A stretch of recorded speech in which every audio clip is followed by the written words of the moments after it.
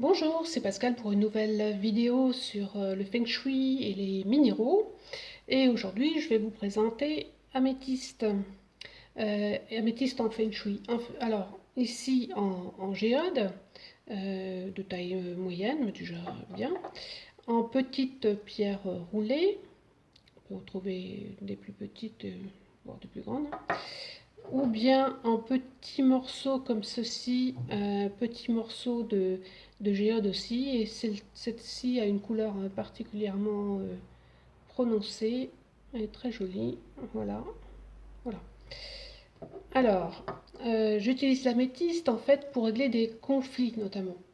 Donc, si vous avez déjà votre étude Feng Shui personnelle, vous allez savoir où placer l'améthyste dans le cas où vous avez ce type de problème qui est prononcé, dans quel secteur et quelle direction vous allez pouvoir la placer. Si vous ne savez pas quel est le secteur à harmoniser avec une améthyste, vous pouvez la mettre dans le secteur QA qui correspond au domaine où vous avez un problème à résoudre. D'accord. Si besoin, regardez la précédente vidéo qui vous dira en fait quels sont les secteurs favorables, quels sont vos secteurs spécifiques selon votre année de naissance. Ensuite, j'utilise aussi donc améthyste pour traiter le stress géopathique dans les maisons, dans les appartements.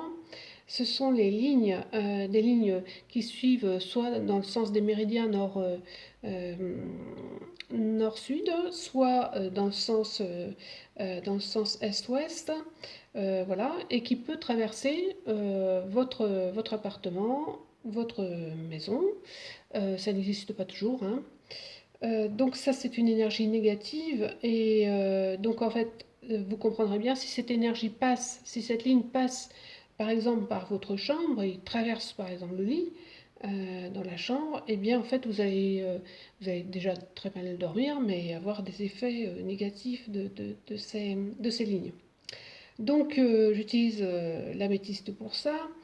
Donc en fait, comment est-ce qu'on repère des lignes géopathique en fait dans les maisons, c'est avec le pendule, hein. Moi je suis avec le pendule et c'est grâce à ça que je les trouve, hein. Ensuite, j'utilise l'améthyste aussi dans des situations d'infidélité. D'accord. Donc quand il y a des problèmes de couple du type infidélité, donc je vais utiliser aussi améthyste. Encore un autre usage pour harmoniser dans une pièce où vont passer beaucoup de personnes qui ont une énergie négative, donc des personnes en souffrance d'une façon ou d'une autre. Alors par contre, je n'ai pas besoin, il n'y a pas besoin de monter en vibration l'améthyste parce que naturellement, elle va s'adapter à vous. Donc il n'y a aucun besoin de monter en vibration. Okay. J'utilise encore améthyste d'un point de vue, enfin pour la partie, je dirais santé, pour des maux de tête, ou bien pour traiter des infections. Donc pour cela, en fait, j'utilise plutôt une petite pierre roulée, donc de ce type-là, que je vais mettre par exemple sur le front, ou bien selon les besoins, à l'endroit où j'en ai besoin, ou dans la main gauche, enfin selon le besoin. Voilà, dans la main gauche, parce que c'est par la main gauche que ça entrera dans le corps. Voilà. Donc, je résume un petit peu. La pierre roulée, donc pour la partie infection, maux de tête.